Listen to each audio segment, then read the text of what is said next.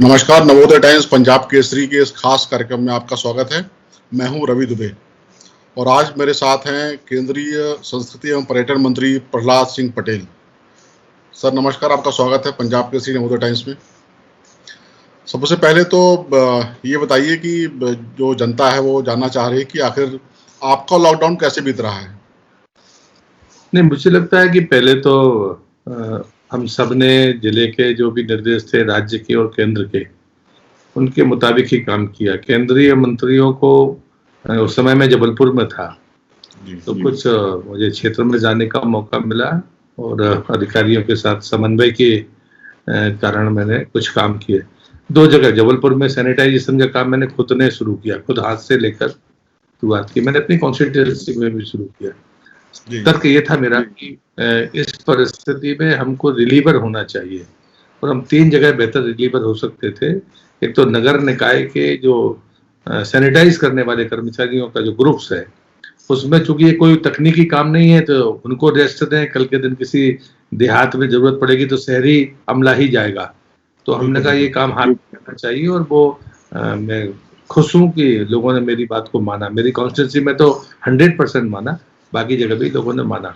दूसरा मेरा मानना था कि पुलिस जहाँ पर उस समय तो रेड जोन जैसी बात थी नहीं, तो मैंने कहा कि 5 पुलिस वाले खड़े हैं तो 4 पुलिस वाले ना हो, 1 पुलिस वाला हो, 4 हम उनकी जगह पे खड़े हो जाए। तो हम तो चूंकि बुंदेलखंड के लोग थे तो 3 दिन हमारे यहाँ बहुत ट्रैफिक था। लगभग 12 से 13,000 लोग मेरे जिले से निकले थे। उनके भोजन का या उनको पहुंचाने का प्रबंध था। बाद में सब नॉर्मल सामान्य परिस्थिति थी और मैं भाग्यशाली हूँ कि मेरे यहाँ पर पूरे लोकसभा में कोई भी पॉजिटिव केस अभी तक नहीं है। तो मैंने कहा कि हम यहाँ पर रिलीवर हो सकते हैं और अभी उसी विकल्प में जहाँ भी पुलिस पॉइंट्स हैं वहाँ 24 घंटे में 3 बार विधिवत टाइम पर चाय जाती है और सामाजिक तो लोग यानी हमारे सहयोगी मित्र कर रहे हैं और वो अभी सतत जारी है। तीसरा कि पैरामेडिकल स्टाफ का हमें विकल्प बनना चाहिए। ये कठिन है, बिना ट्रेनिंग के किसी को एंट्री मिल नहीं सकती, डॉक्टर भी अलाउ नहीं करेगा, लेकिन हमको पैरामेडिकल स्टाफ की जरूरत पड़ सकती है। इसलिए हमको 4 घंटे या 6 घंटे की ट्रेनिंग लेके रखना चाहिए। तो जो मेरे साथ सफाई में ग्रुप रहता है उसने वो ट्रेनिंग भी ली, मुझे इस बात का गर्व है। तो उसके बाद में 13 तारीख से आदेश आया कि हमको मंत्रालय खोलना है, तो मैं सड़क मार्ग से दिल्ली पहुंचा। यहाँ पर बंगले में रहता हूँ और मंत्रालय जाता हूँ। हर दिन अभी 2 दिन के अंतर से समीक्षा बैठकें होती हैं। फिजिकल डिस्टेंस मेंटेन है, सैनिटाइजेशन का काम हम सब लोग मिलकर करते हैं।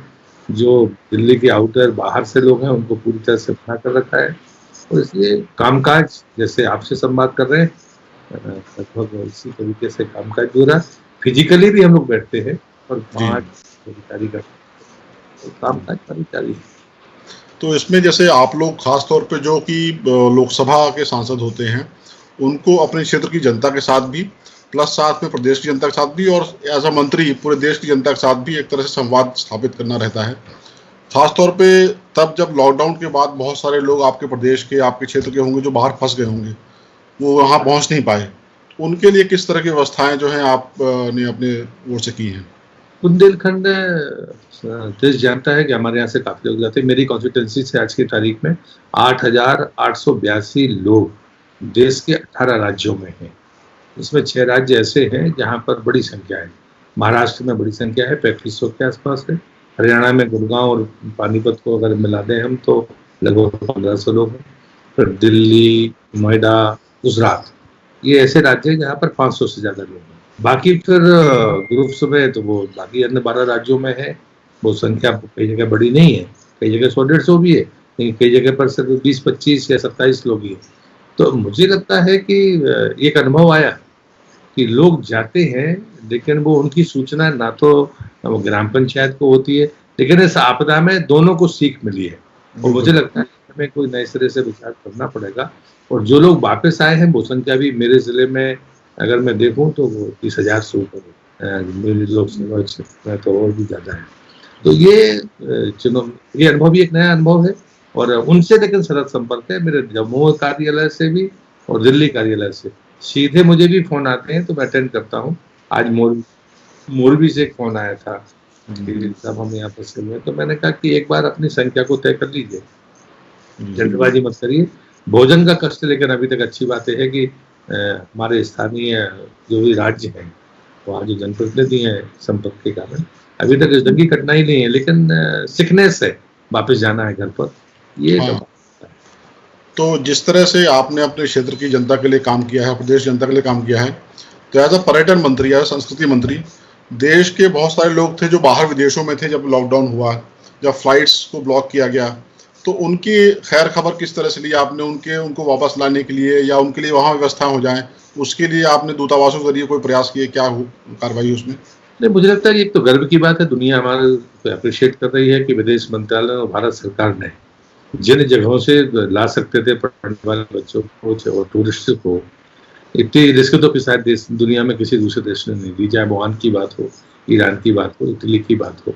इससे भी कठिन दौर कहीं और शायद देश में दुनिया में था नहीं। लेकिन इस मंत्रालय के पास में 100% उनकी सूचनाएं हैं। जैसे आज ही आपने अखबार में पढ़ा होगा, मैं पंजाब से ही देख रहा था कि उसमें आज एक शिप को फिर से वापस पहुंचा रहे हैं लाने के लिए। भारत सरकार ने जिस मुस्तैदी से काम किया है वो तो जग जाहिर है, लेकिन देश के भीतर भी एक बड़ी संख्या थी जो रह गए थे लोग, उनके लिए हम लोगों ने एक साइट शुरू की थी। तो उस साइट पर लगातार लोगों के मैसेज आए और भारत सरकार ने वो जो रिपोर्ट्स हम लोगों ने दी या जो राय में दी, एक झटके में ही गृह मंत्रालय ने सबकी वीजा अवधि आने वाले समय के लिए बढ़ा दी। तो भारत ने जो फैसले किए हैं उससे लोग अनुसरण ले रहे हैं, तो जो वापस जाना चाह रहे हैं और जो जिनके देश उनको वापस बुलाना चाहते हैं, यहाँ से हम उनको वापस भी कर रहे हैं। तो मुझे लगता है कि अभी तक अच्छी बात यह है कि देश की मान की बात है कि सरकार अभी तक किसी ने शिकायत नहीं की। हमारे किसी भी फोरम पर हमने कहा तो उन्होंने इन्फॉर्मेशन दी और उसका जल्दी से जल्दी इनको रास्ता मिल गया। तो मुझे लगता है यही मैं अगला सवाल मेरा इसी पे आ रहा था कि आप पर्यटन मंत्री, तो बाहर के पर्यटक भी आए हुए हैं, तो उनकी मेहमान नवाजी में कोई कमी ना हो, इसको कैसे इंश्योर कर रहे हैं आप? नहीं, बल्कि हमें हमें इस बार गर्व की अनुभूति हो रही है कि अमेरिकन 800 के आसपास लोगों से अमेरिका गवर्नमेंट ने उस समय संपर्क किया था, 10 लोगों ने ही वापस जाने की इच्छा जताई। अगर वो सिस्टरी के ग्रुप की हम बात करें कि जो 18 लोग राजस्थान से दिल्ली आए थे, जिसमें 17 पूरी तरह से स्वस्थ हो गए और एक दुर्भाग्य से वो जयपुर में उनकी डेथ हुई है, लेकिन उन्हें इटली जाने के लिए वो तैयार नहीं हुए। तो जो विदेशी पर्यटक देश के भीतर था वो यहाँ ज्यादा सुरक्षित महसूस कर रहा था, वो जिस भी स्थिति में था, आश्रमों में था, होटल में था या कोई ऐसे जगह पर था, लेकिन वो यहाँ पर ज्यादा सुरक्षित महसूस कर रहे थे। ये हमारी बड़ी सफलता है और इसलिए जब मैं कहता हूँ कि आपने जिस सकारात्मकता से बात शुरू की है, ये बड़ी महत्वपूर्ण बात है, क्योंकि ये सच है कि दुनिया इस महामारी से जूझ रही है, इसमें कोई दो मत नहीं है। लेकिन हमारे लिए बड़ी बात यह है कि हम डेंसिटी ऑफ पॉपुलेशन वाले देश हैं और न्यूनतम स्वास्थ्य सुविधाओं वाले देश हैं। ये स्वीकार करने में कोई दिक्कत नहीं है, लेकिन उस सब के बावजूद भी सुविधा संपन्न और कम घनत्व की आबादी वाले लोग उसके शिकार हुए। लेकिन हम उससे बचने के लिए, और उसमें 3 बड़े सकारात्मक संदेश आते हैं। एक तो ये कि देश की जनता का जो भरोसा है वो देश के प्रधानमंत्री के प्रति है और देश के प्रधानमंत्री की साख दुनिया में बहुत जबरदस्त तरीके से ऊपर गई है। और मैं हमेशा मानता हूं कि टूरिज्म को गति देने में प्रधानमंत्री का दुनिया का प्रवास, उनके तरीके ने ही हमारी ग्रोथ को ठीक किया है पिछले 5 वर्षों में। हम 65वें स्थान से अगर 34वें स्थान पर आए तो मैं सिर्फ उसमें प्रधानमंत्री का प्रयास मानता हूँ, बाकी चीजों को मैं कम बहुत महत्वपूर्ण नहीं देता जितना मैं साल भर में समझ पाया हूँ। लेकिन आज की तारीख में जो दूसरा सकारात्मक पक्ष है वही है जो प्रश्न आपने मुझसे किया था कि जो वेलनेस टूरिज्म के लिए देश के भीतर आए थे या अन्य कारणों से आए थे, उनने हमारी भारतीय चिकित्सा पद्धति पर ज्यादा भरोसा किया और जो परंपरागत चिकित्सा पद्धति है, ये बात मैं जो स्पेशली बोलूंगा कि उनको लगा कि नहीं ये ज्यादा बेहतर है। तीसरी बात है कि हमारी जो भारतीय जीवन शैली है उसको मान्यता मिली है देश के बाहर भी और देश के भीतर भी। उन लोगों को भी जवाब मिला है जो हमारी भारतीय संस्कृति के मूल मापदंडों को कभी नीचे नहीं दिखा पाए, उनके कभी तुलना नहीं कर पाए, लेकिन वो हमारे मूल्यों को हमेशा कमतर बताने की गलतियां करते रहे। षड्यंत्र के तहत कहिए या वो उनके मन में कोई मानस नहीं रहा होगा। उदाहरण के लिए कि हम किसी के 100 यात्रा में जाते हैं तो लोग आगे नहाने की क्या जरूरत है, घर के भीतर बाहर जूते उतारने की क्या जरूरत है, हाथ जोड़कर नमस्कार करने की क्या जरूरत है। ये बहुत छोटी चीज है, बिल्कुल बिल्कुल। लेकिन आज की तारीख में संक्रमण को रोकने में ये तीनों चीजें जरूरी है। अब एक डॉक्टर भी अपने घर के भीतर अपने बच्चों से नहीं मिल पा रहा, वो बाहर सोता है। पुलिस वाला भी कहता है कि भाई बाहर रोटी दे दो, मैं बाहर रोटी खाऊंगा। काम के तरीके पर हमारे यहाँ पर कारण थे। हमारा सिर्फ शायद ये जो लोग हमारी खामियां निकालते हैं या मूल्यों को कमतर बताने की गलती करते हैं, मैं उनसे कहूंगा कि हमारा हर काम धर्म के नाम पर होता था। विज्ञान से तो हम बहुत ऊपर थे, ये तो हमने हमेशा साबित किया है, लेकिन हमारे हर चीज के पीछे या तो उपमा थी या फिर हम धर्म का मार्ग अपनाते थे, और शायद वो लोगों को रास नहीं आया। लेकिन आज इस समय ने उस बात का जवाब दिया है। एक चीज आपने इसमें कही कि प्रधानमंत्री ने खास तौर पे जो विदेशों में भारत की छवि है उसको मजबूत करने का काम किया है। प्रधानमंत्री ने ये भी कई बार बताया है कि किस तरह से संस्कृति और पर्यटन मंत्रालय जो है वो भारत के कूटनीति में जो इस्तेमाल होता है सॉफ्ट पावर, उसके लिए बहुत इंपॉर्टेंट मंत्रालय है। तो आप किस तरह से सॉफ्ट पावर में कमी ना आए, इसके लिए क्या प्रयास कर रहे हैं? तो उसके लिए तो जो काम प्रधानमंत्री ने कर दिया है, अब अलग से किसी को करने की जरूरत नहीं है। कि एक तो हमारे पास में साधनों की कमी थी, हमारे यहाँ जरूरत ज्यादा थी। हमने तो संयम से लॉकडाउन करके, और जो हमारी मूल संस्कृति की ताकत है कि हम सादगी के साथ रहकर, शांति के साथ रहकर चुनौतियों से निपट सकते हैं, ये हमारी भारतीय परंपरा है। इस बीच में अच्छे से अच्छा ताकतवर देश अपनी सुविधाओं को अपने पड़ोसी को 1 रुपए की चीज नहीं दे सका, लेकिन हमने ताकतवर देश को भी दिया, जरूरतमंद देश को भी दिया, पड़ोसी को भी दिया। वसुधैव कुटुंबकम का जो मंत्र था उसको सार्थक करने का काम करने के बाद मुझे लगता है कि जो सॉफ्ट पावर की आप बात कर रहे हैं, ये संस्कृति का, जो भारतीय संस्कृति का या हमारे परोपकार के भाव की जो ताकत है, ये दुनिया में चर्चा का विषय है। इसलिए मैं हमेशा कहता हूं कि हमारे जो नेतृत्व है उसने सिर्फ नेतृत्व की प्रतिष्ठा नहीं बढ़ी है, नेतृत्व के साथ में हमारी सांस्कृतिक ताकत की भी सामर्थ्य बढ़ी है, हमारी लोक जीवन की ताकत की सामर्थ्य भी दुनिया में गई है, और हमारी परंपरागत चिकित्सा पद्धति, ये तीनों किसी पर्यटक के लिए महत्वपूर्ण है। क्योंकि पर्यटक हमारी संस्कृति देखने आता है, पर्यटक हमारी जीवन शैली में हमारे बारे में जो दुष्प्रचार होता था, इस आपदा ने उस दुष्प्रचार को स्वयं खत्म कर दिया। मैंने जब पर्यटन मंत्री का काम संभाला था, तब मैंने एक बात बड़ी जिम्मेदारी से कही थी, पर्यटन के लिए धन से ज्यादा जरूरी है धारणा का बदलना, पैसे से ज्यादा जरूरी है परसेप्शन का बदलना। अब धारणा हमारी गलती से बिगड़ी है या षड्यंत्र के कारण किसी ने बिगाड़ी है, हमारे बारे में हम तो भिखारी लोग हैं, हमारे यहाँ तो किसी भी महिला के साथ कुछ हो सकता है, ये परसेप्शन मुझे लगता है बिगाड़ने के बारे में योजनाबद्ध काम हुआ था। लेकिन अब साबित हो गया इस आपदा में कि हमारा देश कितना अनुशासित है, वो कितना संयमित है, वो कितना सादगीपूर्ण जीवन जीता है। साथ में हमें परिवारों में भी ताकत मिली है। हमारे बच्चे जो 15-20 साल के जो दुख का कालखंड रहा है, वो परिवार भाव से दूर होते रहे, इसको हमें स्वीकार करना पड़ेगा। हम में भी कुछ गलतियां आई थी, हम भी ज्यादा सुविधा भोगी हो गए थे, हमको भी लगता था कि नहीं ये चीज है बहुत अच्छी है, लेकिन हम अगर जब लौट कर आए तो मुझे लगता है कि मेरी उम्र के लोग तो या आपकी आयु के लोग तो इस बात को स्वीकार करेंगे कि जो भटकाव था, उस भटकाव ने भी से हम वापस आए हैं और हमको एक बड़ी ताकत मिली है।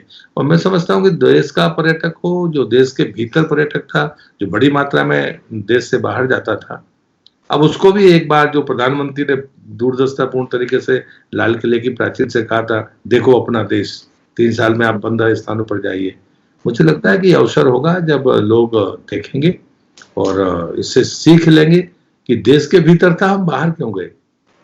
अंतर्राष्ट्रीय टूरिज्म की आप बात कर रहे थे, मुझे याद है जब आपने पदभार ग्रहण किया था तो एक बार अशोका होटल में मुलाकात हुई थी हमारी, तो आपने बताया था किस तरह से आप किन किन चीज़ों को लेकर भारत की ब्रांडिंग जो है विदेशों में कर रहे हैं, चाहे वेलनेस टूरिज्म हो, मेडिकल टूरिज्म हो, या बौद्ध सर्किट की बात हो, जो कि हमारा ईस्ट लुक ईस्ट वाला पॉलिसी जो है हमारी। तो इसमें मेडिकल टूरिज्म जो है, जैसे अमेरिका या यूरोप से जो पर्यटक आते हैं वो तो घूमने आते हैं अधिकतर, लेकिन जो मेडिकल टूरिज्म के लिए आते हैं वो अफ्रीका से, मिडिल ईस्ट से, यहाँ के ज़रूरतमंद लोग आते हैं जो कि चिकित्सा की सुविधा हमारे यहाँ जो है उसका लाभ लेने के लिए आते हैं। तो वो कैसे आते रहें, रुके नहीं, उनको आश्वस्त करने के लिए भारत सरकार किस तरह कदम उठा रही है? नहीं, मुझे लगता है उसमें 2 चीजें हमें ध्यान में रखनी पड़ेंगी। एक तो इस पूरी परिस्थिति में अगर हम भारत के नक्शे को देखें तो नॉर्थ ईस्ट और ईस्ट और हिमालयन स्टेट्स एक प्रकार से सेफ जोन बनकर निकले, और वहाँ मौसम की दृष्टि से भी अभी बरसात हल्की शुरू हो गई है और हमारे यहाँ गर्मी है। तो देश अभी तो आपको स्टार्ट करना पड़ेगा, तो डोमेस्टिक टूरिज्म से ही पर्यटन का काम शुरू होगा, और जिसका मुझे भरोसा लगता है जो नुकसान है वो देश भर का नहीं है, पूरी दुनिया का नुकसान है। पर जब भी नॉर्मलसी आएगी, जब भी सामान्य परिस्थिति बनेगी, मुझे लगता है कि सबसे पहले स्टार्ट करने वाले हम होंगे और सबसे तेज गति के साथ चलने वाले हम होंगे। जो सवाल आपने मुझसे किया है, मैं उनको ये जरूर कहूंगा कि एक अच्छे संकेत आए हैं कि नॉर्थ ईस्ट के जितने स्टेक होल्डर्स हैं या हिमालयन स्टेट्स के जो हमारे मिनिस्टर्स हैं, उनसे जब हमने बात की, तो जैसे हिमाचल और उत्तराखंड की मैं बात आपसे करता हूँ, वहां पर उन्होंने होटलियर जितने भी स्टाफ है उसको बाकायदा पैरामेडिकल स्टाफ की ट्रेनिंग दे रखी है, क्योंकि उनके पास में मरीज रखने की जगह थी नहीं, डॉक्टर्स को रखने की नहीं थी, तो उन्होंने ट्रेंड किया। दिल्ली में हमारा जो आईटीडीसी का होटल है अशोका, जिसकी आपने बात की, इसका एक फ्लोर हमने पहले से तैयार किया, एक लिफ्ट सेपरेट की। ये बात शायद मैंने आपसे उस दौरान हल्की सी कही भी थी। तो मुझे लगता है कि अब जो भी आएगा वेलनेस टूरिज्म के लिए, तो प्राय अगर हम देखें तो जो इस्लामिक कंट्रीज हैं वहां से बड़ी संख्या में लोग आते हैं। अब वो तो बेड्स होंगे नहीं, तो वो रुकेंगे होटल में, इलाज भले वो कहीं पर लें। तो मुझे लगता है कि इसके बीच में होटल के बारे में राज्य और केंद्र मिलकर एक आईसीएमआर की जो गाइडलाइन है उसके मुताबिक अगर छोटे होटल्स ही हम अभी शुरू कर पाएंगे, क्योंकि बड़े डेस्टिनेशन दिल्ली और मुंबई कब इससे मुक्त होंगे ये आज कहना जल्दबाजी होगी, लेकिन जहां पर भी है होटल अगर है तो उसको 5 या 7 कमरे ऐसे रखने चाहिए जो पूरी तरह से आईसीएमआर की गाइडलाइंस के अनुरूप हो। और हम लोगों ने ये बात, हमने राज्य के मंत्री को पत्र लिखा है, हम लोग इस पर हमने अपनी चर्चा शुरू कर दी है कि नॉर्मलसी आने में जो भी समय लगेगा उसका भविष्यवाणी तो मैं नहीं करना चाहता, लेकिन उसके पहले हमारी तैयारी हो जानी चाहिए कि हमारे होटल्स में ये क्लासिफिकेशन होगा, इसका सर्टिफिकेट कौन इश्यू करेगा, राज्य और केंद्र मिलकर करेंगे तो सिस्टम क्या होगा। मैं आपके माध्यम से प्रार्थना आपसे भी करना चाहता हूँ और बाकी लोगों से भी करना चाहता हूँ, उनके मन में और भी अच्छे सुझाव हो सकते हैं जो ट्रेवलर्स होंगे, बाकी लोग होंगे, कि हमें क्या बनाना चाहिए, क्योंकि ये सब चीजें नए सिरे से आपको करनी पड़ेगी। जिस प्रकार से मुंबई में जब हमला हुआ था उसके पहले होटल में कभी सेफ्टी के लिए वो नहीं होता था, अब जहां पर नहीं हुआ वहां पर भी लगे। तो ये कंपल्सन है कि हमारे यहाँ आने वाले यात्री के बारे में पूरी जानकारी हमको हो, अगर वो हो तो अगर उसकी राय है कि साहब हम तो इलाज के लिए आए हैं या वेलनेस टूरिज्म की दृष्टि से आए हैं, तो हम उसको सेपरेट ही रखें, उसकी सुविधाओं की चिंता करें, लेकिन सुरक्षा की भी चिंता करें। तो मुझे लगता है कि इस पर भी एक बड़े काम करने की जरूरत। ये तो सर जो आप यहाँ व्यवस्थाएं करेंगे इंश्योर करने के लिए वो लोग सुरक्षित रहें उसकी है। मेरा सवाल ये है कि आप रीच आउट उनको कैसे करेंगे, उनको विश्वास कैसे दिलाएंगे कि भारत में सब कुछ ठीक है। हम रीच आउट पॉलिसी हमारी क्या होगी, किस तरह से हमको विश्वास दिलाएंगे कि अब सारी चीजें ठीक हो गई हैं, उसके लिए कोई रणनीति क्या आप तैयार कर रहे हैं? समस्या उस एंड पर है, हमारे एंड पर नहीं है। दुनिया में हम सबसे सेफ डेस्टिनेशन बनकर उभरे हैं, ये हमारी सकारात्मकता है। और मैं बल्कि दूसरी बात कहता हूँ, हम पहले चाइनीज टूरिस्ट पर फोकस कर रहे थे, अब ऑप्शन हमारे पास है कि हम चाइना को कितनी परमिशन देंगे। अब हमारा लालच ये नहीं है कि हम चाइनीज को बुलाने में इच्छुक हैं, चाइनीज को हम कैसे एंट्री देंगे ये भारत सरकार तय करेगी, ये पर्यटन मंत्रालय भी तय नहीं करेगा। मुझे लगता है कि ये हमारा पक्ष मजबूत हुआ है। अब हमारे पास में आने वाले लोग बहुत होंगे, अब हमें किसे आने देना और किस आधार पर उसको रखना, ये चिंता हमको पहले करनी है, संख्या की चिंता अभी नहीं करनी है। मुझे याद है आपने बताया था कि आप जहाँ जहाँ ये बौद्ध सर्किट है वहाँ पे जिन देशों के पर्यटक आते हैं उन देशों की पट्टिकाएं लगी हों ताकि वो लोग वहाँ आसानी से पढ़ सकें, ऑडियो बुक्स उनको मिल जाए वहाँ सुनने के लिए। तो उसमें चीन खास फोकस था आपका। अब चीन से ही ये कोरोना निकला है, तो चीनी पर्यटक दुनिया भर में 20-25 करोड़ पर्यटक हर साल घूमते रहते हैं और हिंदुस्तान उसका मुझे लगता है कि 2 या 3 लाख का हिस्सा उसमें से मिल पाता है। तो आपकी रणनीति ये थी कि चीनी पर्यटक यहाँ आए, लेकिन अब पूरी तरह से स्थितियां बदल गई हैं, तो क्या चीन को हम ब्लॉक कर देंगे? नहीं, मैं इस पर तो सीधे हाँ और ना में जवाब नहीं दूंगा, ये तो विदेश मंत्रालय तय करेगा, सरकार तय करेगी।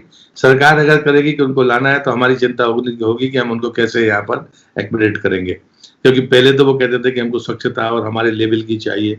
अब आज जब उनकी परिस्थिति अलग है और यूरोप जिस प्रकार से रुख अपना रहा है, चाइनीज के लिए ये बड़ी चुनौती होगी। लेकिन हमारे लिए तो सारे ऑप्शन खुले हैं, हमारे यहाँ चाइना भी अगर सरकार अनुमति देगी तो चाइनीज भी यहाँ पर आएगी, क्योंकि बौद्ध सर्किट हमारे पास सबसे ताकतवर सर्किट है। लेकिन चाइना जाने वाले लोगों की संख्या 65-66 करोड़ है, तो वो भी नहीं जाएंगे। तो उनके जाने के लिए सबसे अगर सेफ डेस्टिनेशन है तो वो भारत है। हम कितना संभाल पाएंगे, इसलिए मैं सकारात्मकता देखता हूं, मैं कभी उसमें नकारात्मकता देख नहीं रहा, बल्कि मैं तो फिर आपसे कहूंगा कि कुछ ऐसी डिबेट्स चलाएं कि अगर ये लोग आएंगे तो किस फॉर्मेट में हम इनको यहाँ पर रखेंगे। डोमेस्टिक टूरिस्ट के लिए तो हम ये मानते हैं कि जो भी हमारा नॉर्थ ईस्ट है या हिमालयन जो भी स्टेट्स है, जैसे कल देवादिदेव महादेव केदारनाथ जी के पट खुले, 15 दिन बाद बद्रीनाथ जी के पट खुल जाएंगे। महीने बाद 1.5 महीने बाद अगर भी नॉर्मलसी आती है तो लोग, मुझे लगता है कि 4 धाम के तो दर्शन कर पाएंगे। अमरनाथ यात्रा का भी समय आ रहा है। हाँ, बद्रीनाथ जी के 15 दिन बाद बद्रीनाथ जी के पट खुल जाएंगे। अमरनाथ यात्रा कह रहा था, अमरनाथ यात्रा का भी समय आने वाला है, तो उसमें तो सुरक्षा का पक्ष भी होगा, लेकिन यहाँ तो कोई ऐसी परिस्थिति नहीं है। यहाँ तो खाली आपको इसकी सावधानी रखनी है कि जो यात्री आएगा वो कहीं बीमार ना हो, और बीमार हो तो हम उसको कैसे रखें, ये चुनौती है, बाकी कोई चुनौती नहीं। लेकिन ये सच है कि अभी लोग पब्लिक कन्वेंस के साथ जाएंगे, ये अभी चुनौती है। इसलिए प्राइवेट कन्वेंस या बाकी कोई दूसरा छोटा सिस्टम हो सकता है, जिसको हम सैनिटाइज हर दिन करके, एक फैमिली है एक गाड़ी में जा रही है और पूरी गाड़ी को हम सैनिटाइज करें और जहां रुके वो जगह ठीक हो तो हो सकता है। तो एक नए तरीके से सोचने की जरूरत तो पड़ी है, ये बात सही है, लेकिन संभावनाएं हैं और संभावनाएं सकारात्मक है, ऐसा मुझे लगता है।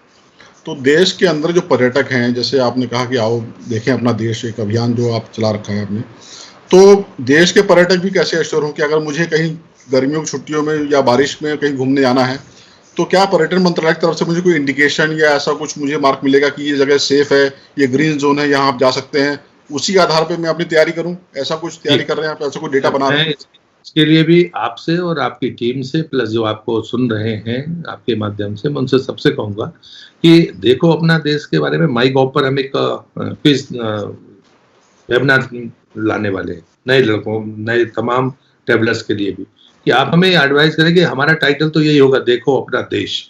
आप उसको और कितना आकर्षक बना सकते हैं, उसी को हम इंफॉर्मेशन का पोर्टल बनाएंगे, तो और हम उस पर रोड डालेंगे कि भाई अब अधिकांश यात्राएं सड़क मार्ग से होनी है। आप हिमाचल में फला जगह से जाइए और आप भदरवाह में जम्मू कश्मीर तक चले जाएंगे, जोन सेफ है, सुंदर है, साइकिलिंग के लिए भी, ट्रैकिंग के लिए भी, सुंदरता की दृष्टि से भी, रुकने की दृष्टि से भी, तमाम जगह से। मतलब उदाहरण दिया मैंने आपको। नॉर्थ ईस्ट में हम इन रोड चार्ट को, मैं चाहता हूं कि पर्यटन मंत्रालय की साइट से लोगों तक जानकारी जाए, मतलब, और उसमें प्राइवेट के नंबर भी होंगे, सरकार के नंबर भी होंगे, कि ये है, आप तय आप करिए कि आपको कहाँ रुकना है, ये नंबर है, पर ये नंबर ऑथेंटिक है, इनमें कोई शिकायत होती तो आइए।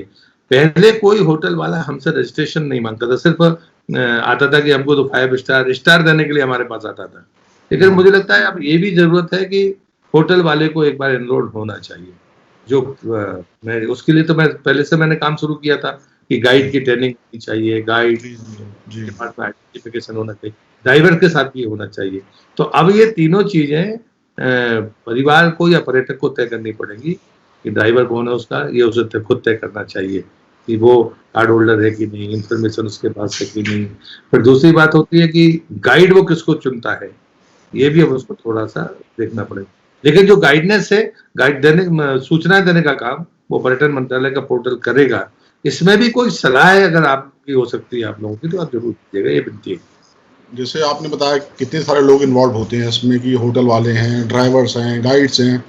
तो जैसे मान लीजिए खजुराहो के आपका गाइड है, खजुराहो पूरी तरह से निर्भर है विदेशी पर्यटकों पर, अधिकतर मतलब 90% पर्यटक विदेश से आते हैं वहाँ पर। वहाँ के रिक्शे वाले हैं, वहाँ के होटल वाले हैं, बहुत सारे लोगों का रोजगार, घर चलता है वहाँ, रोजी रोटी चलती है।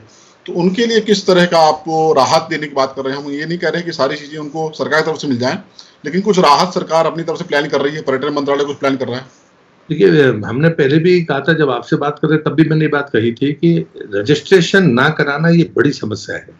अब ये पहली बार आया, अब जब आपके पास रजिस्ट्रेशन ही नहीं तो आप मदद किसको करोगे? कि रजिस्टर्ड या तो वो स्टेट के पास है या वो अपने फेडरेशन में है।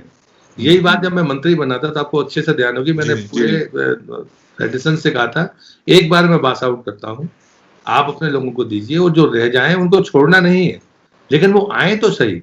अगर आज रजिस्ट्रेशन होता तो हमने राज्य सरकारों को लिखा है, और मैं इस बात से खुश भी हूँ कि राज्य सरकारों ने अच्छा काम किया, इवन कर्नाटक ने, केरल ने, महाराष्ट्र ने, गुजरात ने, मध्य प्रदेश ने तो जो राशन है वो मुफ्त में ही दिया है कि सब गाइड, कलाकार और गाइड और बाकी ये सब बिना कैटेगरी के उन्हें जोड़ दिए, तो कि 3 महीने तक इनको भी अनाज मिलना चाहिए। लेकिन बाकी चीजें भी हमको अब ये तय करना पड़ेगा कि उनका बीमा हो, उनका कोई फंड रेज हो, तो उनके ऑर्गेनाइजेशन से हमने कहा कि अब आपको पंजीयन कंपल्सन होगा, अब ऐसे नहीं चलेगा, क्योंकि उनके लिए अगर मेंबरशिप है तो मेंबरशिप के आधार पर फेडरेशन के पास में कोई फंड भी होना चाहिए कि कल के दिन कोई ऐसी परिस्थिति आती है तो उस परिस्थिति में कम से कम तात्कालिक रूप से आप उसको दे दो, बाकी चीजें होती रहेंगी। तो सिस्टमेटिक ऑर्गेनाइज करने का समय भी अनऑर्गेनाइज सेक्टर को है, ये अनऑर्गेनाइज सेक्टर ही है जिसमें मैंने वर्षों काम किया है। जी। मैं मानता हूँ कि कल के दिन भी मैं बात करूंगा, कल मई दिवस मजदूर दिवस के रूप में दुनिया में मनाते हैं, तो मैं भी मानूंगा कि ये जो अनऑर्गेनाइज सेक्टर के लोग हैं तो इस समय दोनों की जिम्मेदारी बराबर है। अगर वो पंजीयन कराएंगे तो उनका भला है, क्योंकि उनको पीएफ की समस्या भी नहीं आएगी। पीएफ कटेगा तो जिस प्रकार से भारत सरकार ने भी पीएफ की सुविधा दे दी है कि साहब आप लीजिए, आपको मिल जाएगा वेतन के बराबर, तो ये बड़ी सुविधा थी। नहीं तो लेबर मिनिस्ट्री में पैसा होता था लेकिन वो सीधे कभी काम नहीं आता था। लेकिन जिस प्रकार से रिलैक्स करके गरीब आदमी को पैसा पहुंचाया है, तो मुझे लगता है अगर वो पीएफ कटवा रहे होते तो आज वो सीधे कैश भी उनके खाते में चला गया होता। तो ये चीजें भी उनको समझाने में शायद सुविधा होगी, ऐसा मुझे लगता है। आपके पास पर्यटन के साथ संस्कृति मंत्रालय भी है, और भारतीय संस्कृति में मेल जोल, सामाजिक सहयोग का, परस्पर मिलने जुलने का उसी से त्यौहार होते हैं, उसी से 30 त्यौहार सारे मनाए जाते हैं। अब जैसे जगन्नाथ यात्रा शुरू होने वाली है, कुछ समय बाद सावन के मेले लगेंगे, सब शिवालयों में भीड़ उमड़ेगी, फिर अपना झाबुआ में भगोरिया होता है, इस तरह के तमाम देश भर में नॉर्थ ईस्ट से लेकर सब जगह कार्यक्रम होते हैं। लठमार होली, हाँ, लठमार होती है वृंदावन में। तो यहाँ पे अगर हम कहेंगे सोशल डिस्टेंसिंग एनफोर्स करें तो किस तरह से हो पाएगी, किस तरह से हम इसको करेंगे? आप चुनौती की तरह देखते हैं इसको, कैसे देखते हैं?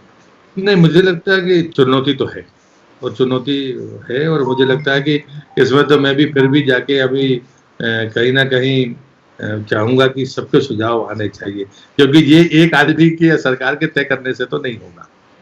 कहीं ना हमको, अब हम लट्ठमार होली देखें या भगोरिया, अब भगोरिया तो शायद आप कभी झाबुआ गए होंगे, तो भगोरिया में तो कोई कितना ही बड़ा तोपची वहां रुकना पड़ेगा। लगता है, लेकिन ठीक है, वो मगर बड़े अनुशासित लोग हैं, इसलिए मुझे लगता है कि रास्ता फिजिकल डिस्टेंसिंग का निकल आएगा, ऐसा मुझे लगता है। जी, अच्छा, एक और ये चीज कि आप पिछले मार्च तक हम बात करें तो आपके टारगेट्स अलग थे मंत्रालय के कि हम इतना विदेशी मुद्रा लेके आएंगे, इतने पर्यटक लेके आएंगे। अब जो है post corona, pre corona world था, एक पोस्ट कोरोना वर्ल्ड हो गया है, तो आप दोनों में जो अंतर आया है तो उसको आपकी अपनी भूमिका में बढ़ती हुई चुनौती किस तरह से देखते हैं? नहीं, मैं तो खाली इस समय में जो नुकसान होगा उस नुकसान को देखता हूँ, और आगे मैं बड़ी जबरदस्त संभावनाएं देखता हूँ। मतलब भारत ने जिस ढंग से, और इसमें सरकार के साथ में जो देश ने एकजुटता दिखाई है ना, ये बड़ी ताकत है। हम एक सेफ डेस्टिनेशन के रूप में दुनिया में उभर कर आए, इसको तो अब हमें कोई ब्रांडिंग करने की जरूरत नहीं है। दूसरा, हमने डेंसिटी ऑफ पॉपुलेशन के साथ कम सुविधाओं में अपने आप को विजय की तरफ अग्रसर किया। नेतृत्व ने जो किया कि हमें तो और जरूरतें थी साधनों की, उसके बाद भी हमने दवाइयां दूसरों को देकर अपनी प्रवृत्ति के नाते, अपनी संस्कृति के नाते हमने दुनिया में ये साख बनाई है। लोग वही चीज शायद देखने के लिए वापस आई थी। तो जो परसेप्शन हमारे बारे में बिगड़ता था, वो मुझे लगता है कि वो पूरी तरह से अनुकूल हमारे सामने है। अब हम उसको कैसे रिसीव करते हैं, जो पहले आपने प्रश्न किया था, इसमें हम सबकी जरूरत है। मैं अकेला दावा नहीं करता कि मैं सब कुछ सोच लूंगा, इसमें हमें आपकी भी जरूरत है, जो आपको सुन रहे हैं उनकी भी जरूरत है। तो मैं उस साइड में देंगे तो जो सलाह देंगे और जो सकारात्मक होंगी वो उनको स्वीकार करूंगा, वो खामियां बताएंगे तो मैं उनको भी स्वीकार करूंगा, उनको भी ठीक करने की कोशिश करूंगा। दूसरा, जो हमारा प्रायोरिटी एरिया था, पहले चीन था, अब प्रायोरिटी एरिया बदल गया, चीन जाने वाले हमारी प्रायोरिटी एरिया है। चीन से आने वाले तो प्रायोरिटी एरिया है ही, लेकिन उनके लिए तो भारत सरकार तय करेगी कि हम कितने लोगों को आने देंगे कि नहीं आने देंगे। लेकिन चीन जाने वाले लोग, उनके पास में अगर दुनिया में कोई डेस्टिनेशन है, अगर उतनी डाइवर्सिटी किसी के पास है, तो सिर्फ भारत के पास है। हमारे भोजन, हमारी वेशभूषा, हमारे नृत्य, कल विश्व नृत्य दिवस था, मैंने सारे राज्यों के वो नृत्य डाले, देखा था ट्विटर पे, तो मैंने वो डाले। संगीत सेतु ने जो इस बीच में लॉकडाउन के समय जो ऊंचाइयां छुई वो कमाल की थी। विरासत सेतु करके मैंने ट्विटर पर एक सिर्फ अंग वस्त्र की बात शुरू की, और वो भी अटल सिर्फ प्रधानमंत्री जी को जब मैंने वो मणिपुरी गमछा कर और वो बोलते हुए देखा, उतने में मन में विचार आया और विरासत सेतु चला। कमाल का रिस्पांस लोग बता रहे हैं। हमारे यहाँ हर चीज है और इतनी ताकतवर है कि मुझे लगता है कि हम उसको एक दूसरे को नहीं, देश नहीं जानता ये मणिपुरी है कि ये नागालैंड का है कि ये कश्मीरी है। मैं ले गया था, 10 कम्युनिटी है, 10 कम्युनिटी के अलग अलग नृत्य है, जिसमें 7 मैंने खुद अपनी आंख से देखे। तो मुझे लगता है कि ये चीजें देश को पता नहीं है, ये तो मैं कह सकता हूँ, और इसलिए ये चीजें दिखाने की जरूरत है। चलिए प्रहलाद जी, आपने इस लॉकडाउन के समय आप क्या कर रहे हैं और किस तरह से पर्यटन मंत्रालय को आगे की जो चुनौतियां हैं उसके लिए कैसे तैयार कर रहे हैं, साथ में आपने ये भी बताया कि क्या प्राथमिकताएं होंगी पर्यटन मंत्रालय की और कैसे भारत जो है और ज़्यादा मजबूत बनकर उभरेगा कोरोना के बाद। इस तमाम बातचीत के लिए आपका बहुत बहुत धन्यवाद। उम्मीद है एक बार फिर आपसे पोस्ट कोरोना वर्ल्ड में मुलाकात होगी, फिर बातचीत होगी। जरूर, बहुत धन्यवाद।